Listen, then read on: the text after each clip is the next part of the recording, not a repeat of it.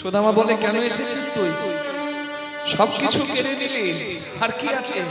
আর কি নিতে এসেছিস? কৃষ্ণ বলে, আমি তো তোকে চোর সাজতে বলি নাই,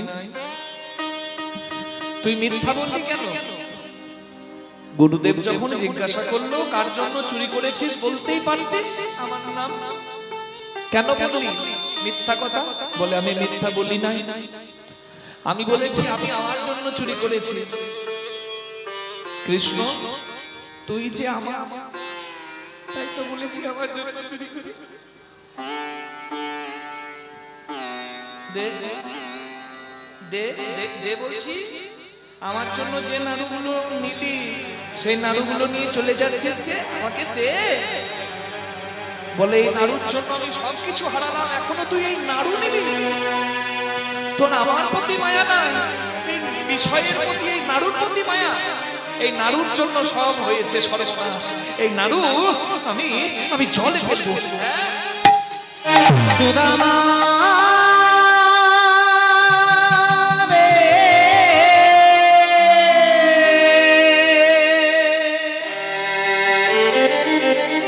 কৃষ্ণ তখনও আঁচল পেতে আছে।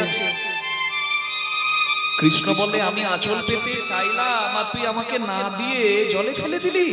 আমিও কথা দিলাম, যতক্ষণ না তুই আমার কাছে এসে কিছু চাইবি, আমার কাছে এসে যতক্ষণ না দাঁড়াবি,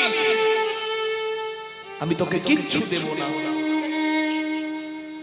এই বন্ধুত্বের ইতিহাসে ফাটল ধরে গেল। সুদামা বলল, আমি খেতে যদি না পাই তবু তোর কাছে যাব না,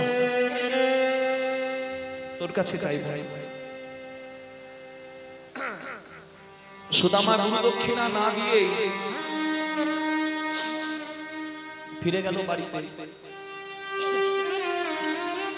আর কৃষ্ণ গুরু দক্ষিণা রূপে গুরুদেবের মৃত পুত্রকে জমের ঘর থেকে ফিরিয়ে গুরুচরণে গুরু দক্ষিণা দিয়ে অসাধ্য সাধন করতে পারে কৃষ্ণ ভগবান। অসাধ্য সাধন করে গুরুর আশীর্বাদে দ্বারকাধীশ হলো, দ্বারকার রাজা হলো। নিতাই গৌর হরি হরি বল। এই জন্য গুরু কৃপাহি কেবল।